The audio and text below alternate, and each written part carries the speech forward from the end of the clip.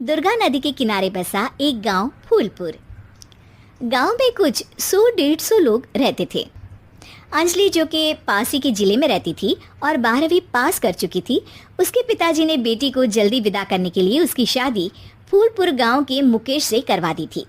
मुकेश कभी स्कूल नहीं गया था और इस कारण वो पढ़ा लिखा नहीं था और बाकी गांव वालों की हालत भी मुकेश जैसी ही थी। मुकेश के घर में उसके माता पिता भी रहते थे। सासू माँ, मैं बाहर मंदिर तक जा रही हूँ, आधे घंटे में आ जाऊंगी। अरे अभी कहीं जाने की जरूरत नहीं है, चुपचाप जाके रसोई में रात के खाने की तैयारी करो। और ये घूंघट क्यों हटा लिया है तुमने? क्या पता नहीं कि इस गांव में औरतें बिना घूंघट के नहीं रहती? रात में अंजलि छत पर जाकर अपनी मम्मी से बात तभी गांव की 3-4 औरतें उसे देख लेती है और दरवाजे पर आकर उसकी सास से शिकायत करने लगती है। और क्या हुआ? अरे छत पे तो देखो, आपकी बहू मटक मटक के किसी से फोन पर बात कर रही है। दिन भर फोन पे लगी रहती है। अरे कल तो मंदिर के पास वो क्या कहते हैं, सेल्फी ले रही थी। शहर की बहू रखना अच्छा शान की बात है, पर देखना इसके लक्षण से ये तो तुम्हारे परिवार को बदनाम ना कर दे। ये पहली बार नहीं था जब सास से गांव के लोगों ने अंजलि की बुराई या शिकायत नहीं की हो। अब तो ये रोज की बात थी। अंजलि ये सब सुन लेती है। जब वो नीचे जाती है तो मुकेश भी वहां आ जाता है। सास कहती है, बेटा, लोग घर आकर शिकायत करने लगे हैं बहू के कामों की। देख लो, पति हो, संयम से रखो इसे। माँ जी, मैं तो अपनी माँ से बात कर रही थी क्योंकि यहाँ कोई बात करने लायक ही नहीं है और अब मैं माँ के पास ही रहूंगी। वहाँ क्या रहना, वहाँ बाहर के लोग तो ठीक है पर घर के लोग भी इज्जत ना दे सके। अरे नहीं नहीं अंजलि, ऐसा नहीं है, धीरे धीरे सब ठीक हो जाएगा, तुम फिक्र ना करो। अरे बस कुछ बोलना ही नहीं है, सर पे चढ़ा रखा है बहू को। सास मुकेश की नरम बात सुन के वहाँ से मुंह चढ़ाकर चली जाती है। मैं तो कहती हूँ हम दोनों शहर चले जाते हैं। मैं पढ़ी लिखी हूँ, मुझे वहाँ नौकरी भी मिल जाएगी और थोड़े दिनों में आप भी वहाँ कुछ काम ढूंढ लेना। अरे नहीं नहीं अंजलि, हम यहाँ ना गांव का खेत, माँ पिताजी को छोड़कर शहर नहीं जा सकते। माँ पिताजी को कैसा लगेगा और गांव वाले क्या सोचेंगे? कहकर मुकेश सोने चला जाता है और अंजलि की गांव वालों द्वारा बुराई का सिलसिला बहुत दिनों तक चलता ही रहता है। लेकिन अंजलि गुस्सा ना दिखाते हुए समझदारी से काम लेती है। बारिश का मौसम चालू हो जाता है।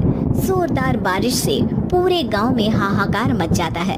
दुर्गा नदी में बाढ़ आ जाती है और बाढ़ का पानी पूरे गांव की फसल तबाह कर देता है। फसल की ये हालत देखकर गांव वाले निराश हो जाते हैं और बात तो यहाँ तक पहुँच जाती है कि कुछ लोग तो अंजलि को इस सब का दोषी ठहरा देते हैं। अरे पूरी फसल तबाह हो गई, पता नहीं किसकी नजर लग गई है।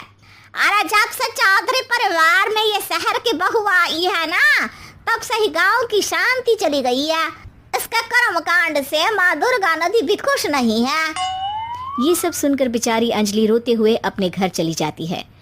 कुछ दिन बाद सभी गांव वाले अपनी फसल का मुआवजा लेकर अपने अपने घर आते हैं। मुकेश भी 1500 लेकर आता है। अंजलि को जब पासबुक दिखाता है तो अंजलि हैरान हो जाती है। अरे, ये पासबुक में तो उन्होंने 4000 की एंट्री करी है और आपको सिर्फ 1500 दिए। सच में? अरे वो सरकारी अफसर आपको बेवकूफ़ बना रहे हैं। सरकार की तरफ से हमें 4000 मिले हैं लेकिन बाकी का सारा पैसा खुद ही खा रहे हैं। आप लोग के अनपढ़ होने का फ़ायदा उठा रहे हैं। ये सब सुनकर मुकेश परेशान हो जाता है लेकिन अंजलि उसे हिम्मत से काम लेने को कहती है और सुबह होते ही मुकेश को पंचायत कार्यालय ले जाती है और साथ में गाँव के और लोगों को भी। आप सरकारी बाबू क्या गाँव के लोगों को बेवकूफ़ समझते हैं?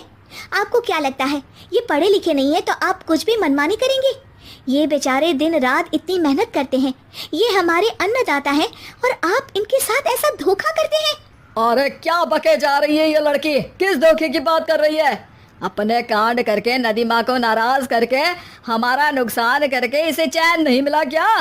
सरपंच जी, इन सरकारी बाबू ने मुझे बेवकूफ़ बनाया है और मेरे हिस्से के पैसे खुद चट कर गए।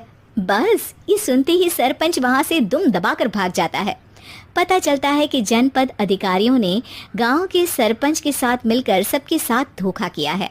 सब लोगों का विरोध शुरू हो जाता है और आखिर में अधिकारी सब गांव वालों के हिस्सों के बचे हुए पैसे उन्हें लौटा देते हैं और कई दिन तक सरपंच गांव में लौटता ही नहीं। अंजलि, तुम नहीं होती तो हम गांव वालों को तो पता ही नहीं चलता कि ये हमें हर बार बेवकूफ़ बनाते हैं। हाँ हाँ अंजलि बेटी, हमें माफ कर दो। हम सब तुम्हें बुरा भला कहते रहे, लेकिन तुमने ही आज हमें बेवकूफ़ बनाने से बचाया है। हमें तुम पर गर्व है बेटी। अब समझ आया कि सरपंच तुमसे नहीं, तुम्हारे पढ़े लिखे होने से नफरत करता था। क्यों ना इस बार हम अंजलि को ही सरपंच पद के लिए चुन ले। क्या कहते हो गांव वालों? पढ़ी लिखी सरपंच। बस पूरा गांव अंजलि के लिए ताली बजाता है और अंजलि की सास उसे खुशी से गले लगा लेती है।